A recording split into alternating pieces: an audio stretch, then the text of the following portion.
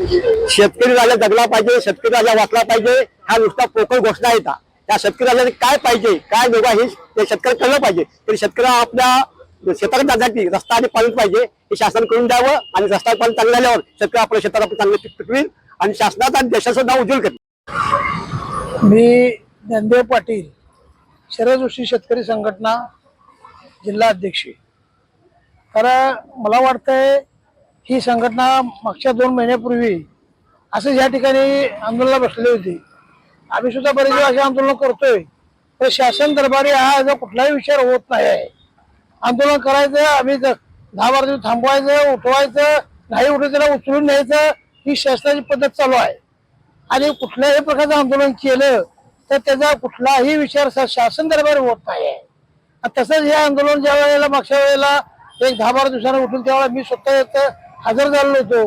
आज सुद्धा यांनी सांगितलं, तर आज आणि परत 2 महिन्यामध्ये तेच करावं लागले.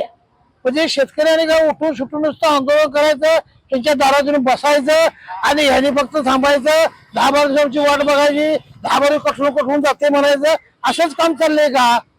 ह्यासाठी शासन आहे का? तर शासनानं कुठल्याही प्रकारे आंदोलन करायला माणसं मोकळ नाहीत. ते शेतकऱ्याला काम नाही यासारखा प्रकार नाही आहे. तिथे शेतातलं काम सोडून इथे पण बसायचा, प्रत्येक शेतकऱ्यामध्ये पोचत नाही. तोपर्यंत असे कुठेतरी माणसं जाधव साहेबांसारखी अशी माणसं कुठेतरी भागाभागात ते काम करतात आणि त्याने कुठे कळलं तर इथपर्यंत येते.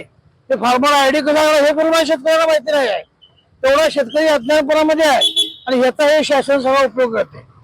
तेव्हा हे आता परत दुसरे जण काम चालू आहे. नवीन जर याचा नाही शासनाने विचार केला तर याचा उग्रपणे आंदोलन करण्यात येईल.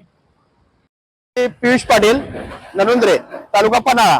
आज आपण इथं शेतपालन रस्त्याच्या चळवळीला पाठिंबा देण्यासाठी सर्व शेतकरी ग्रामस्थ इथं उपस्थित राहिलेले आहे. तर शासन निर्णय असून देखील त्याची काटेकोर अंमलबजावणी होत नाही आणि शेतकऱ्यांच्या नजरेत धूळफेक केली जाते. त्याच्यासाठी आम्ही आज इथं उपस्थित आहे. इथं तमाशा करण्यासाठी नाही, तर इथं आम्ही इथं हक्कासाठी आलेलो आहे. इथं कुणाच्या दारात भीक मागण्यासाठी आलेलो नाही, तर प्रशासनाने त्यांची निष्क्रिय हा जो लढा आहे हा कोणा एका व्यक्ती विरोधात नाही, तर हा प्रशासनाच्या निष्क्रियतेबद्दलचा लढा आहे आणि त्याची दखल लवकरच घ्यावी, नाहीतर या आंदोलनाला उग्र रूप धारण करावं लागेल. नमस्ते, मी बाळासाहेब कुराडे. आज जे उपोषणला आम्ही सुरुवात केलेली आहे, याच्यापूर्वी 4 वेळा उपोषण झालेले आहेत. शासन निर्णयाची अंमलबजावणी खाली होत नसल्यामुळे आज उपोषणला बसावं लागण्यात आलेलं आहे. याची शासनाने दखल घ्यावी. तसेच सामान्य शेतकरी शेतपालन रस्ते किंवा शेतातील रस्ते त्याच्या मागणीसाठी पाठपुरावा करत नसल्यामुळे प्रत्येक तालुक्यातून प्रतिनिधी, प्रत्येक आता हे जिल्हा प्रतिनिधी यांची एक संघटना स्थापन करावी लागलेली आहे. कारण का शेतकरी पोहोचू शकत नाही वरपर्यंत शासनापर्यंत, तर त्याची दखल घेण्यासाठी आज ही संघटना आमचे यासाठी कार्य करत आहे. तर शासनाने जर विचार करावा, शेतपालन रस्ते खुले करावेत. जो विरोध करत आहे त्याचं आधार कार्ड ब्लॉक करावे, काय अशा प्रकारची कारवाई करून याच्यामध्ये शासनाने मदत करावी. शासनाचे निर्णय झाले म्हणजे खालच्या स्तरापर्यंत त्याची कारवाई का होत नाही याची दखल घेण्यात यावी. नमस्कार, मी अतुल पाटील, राधानगरी. आज प्रत्येक शेतकऱ्याला शेतात जाण्यासाठी महसूल मंत्र्यांनी जो पाणंद रस्ते खुले करा याबाबत सूचना दिलेल्या होत्या. पण या सूचनेच्या अनुषंगानं अद्याप कित्येक तालुक्यामध्ये अंमलबजावणी झालेली नाही. याबाबत कित्येक वेळा शासकीय अधिकारी कर्मचारी यांना जिल्हा स्तरावरून, तालुका स्तरावरून, विभागीय स्तरावर, मंत्रालय स्तरावरपर्यंत पत्रव्यवहार होतो. पण या पत्रव्यवहारातला कुठल्याही प्रकारची हे जिल्ह्यातील अधिकारी दखल देत नाहीत.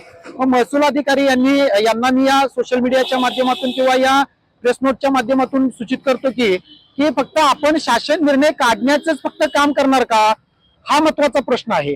जर शासन निर्णय काढला तर त्याची अंमलबजावणी करण्याची कुणाची जबाबदारी, संबंधित अधिकारी ह्याची जबाबदारी का स्वीकारत नाहीत, हा एक महत्वाचा प्रश्न आहे. आम्ही आज रोजी शेतपालन रस्ते कृती समिती कोल्हापूर यांच्या वतीने शासन निर्णयाची अंमलबजावणी करावी याकरता जिल्हाधिकारी कार्यालयाच्या प्रवेशद्वारावर आजपासून आंदोलनाला सुरुवात केली आहे. आमचं आंदोलन हे आमरण उपोषण आहे.